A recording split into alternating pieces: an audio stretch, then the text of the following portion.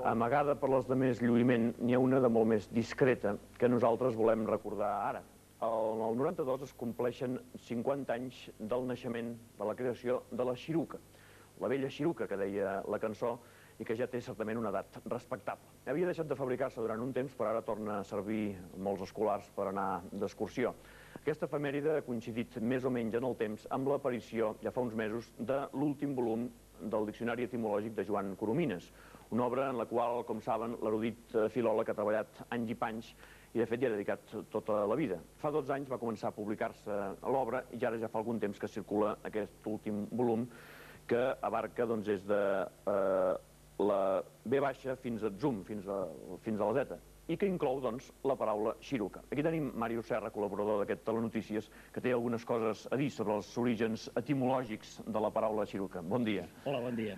Doncs, efectivament, la paraula xiruca, en aquest any de grans celebracions fins al capdamunt, també ha suscitat un cert debat. Resulta que el periodista Lluís Bonada, en un article al setmanari valencià El Temps, ha establert l'origen exacte del mot xiruca, una marca registrada ara ja fa 50 anys que contradeix feblement algunes tesis etimològiques que havia establert Coromines en aquest darrer volum del seu diccionari.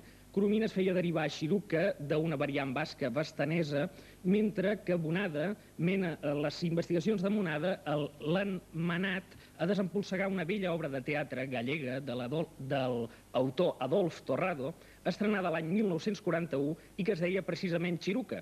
Resulta que en gallec arcaic, així com els franciscos eren els pequinyos, les mercedes eren les xiruques i l'esposa d'aquest industrial català que va registrar la marca i començar a fabricar-la a Tortellà es deia precisament Mercè. De manera que aquesta històrica bota deu el seu nom, com no, a un senyor Esteve.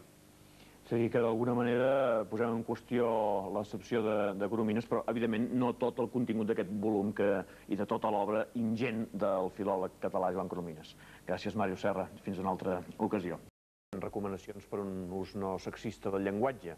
Un és aquest, del Centre UNESCO de Catalunya, i un altre, aquest altre, promogut per l'Institut Català de la Dona i que ha estat distribuït a funcionaris de la Generalitat perquè en l'activitat administrativa es bandegin usos que estan, malauradament, molt arrelats. Hi ha, per posar un exemple, allò de dir senyor als homes i, en canvi, fer la sempre discutible i perillosa distinció entre senyora i senyoreta quan es tracta de dones. O bé atribuir sistemàticament sexe a determinats oficis que considerem, per les raons que sigui, privatius dels homes o de les dones. I aquell que estigui lliure de pecat en aquesta matèria que tiri la primera pedra. Ara és amb nosaltres Màrius Serra, el nostre comentarista per temes lingüístics, que es farà això, doncs un comentari sobre aquesta temàtica de la discriminació a través del llenguatge dels dos sexes. És cert que existeix tanta discriminació?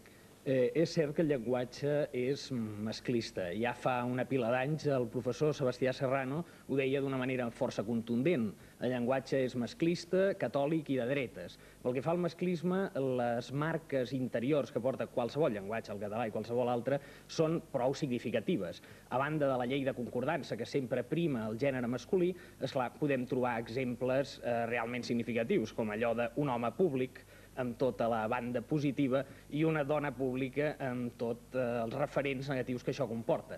Tampoc és el mateix que un home sigui de vida, que mengi, que porti una vida sana, o que una dona sigui de la vida. Per tant, definitivament sí, el llenguatge és masclista. I amb aquest tipus d'indicacions, amb llibrets com aquest que s'ha repartit, es pot redreçar una situació com aquesta? No, redreçar no. És a dir, per moltes indicacions que fem, el llenguatge el fan els parlants i el llenguatge és una cosa viva. El que passa és que en aquest cas, concretament, està adreçat a, d'una banda, llenguatge escrit, que ja és acotar el tema, i d'una altra banda, a un gènere literari molt concret, que és el llenguatge burocràtic-administratiu en el qual s'escriuen instàncies, convocatòries, etc. És evident que aquest tipus de gènere literari és aquell que compta amb més plagistes, perquè mai ningú no gosa posar-se a escriure allò en la pàgina en blanc i tothom busca models. De manera que, en aquest sentit, sí que és útil i és de preveure que serà eficaç trobar models políticament correctes, models no sexistes. És senzill adoptar aquests models o no? Com he dit, no, perquè en molts dels casos hi ha la tradició però també perquè anem en contra d'una de les lleis fonamentals de la llengua, que és l'economia del llenguatge. I aleshores allò de les barres i de la persona que sempre posa una mica de rodes al molí. Moltes gràcies, doncs, Màrius Serra, i fins una altra ocasió. Adéu. El lingüista i la lingüista, oi? Justa. En aquest cas hi ha la distinció perfectament feta. No és el mateix que, per exemple, parlar del peixater i la peixatera, quan la peixatera té unes altres connotacions. Gràcies, doncs, al nostre lingüista Màrius Serra.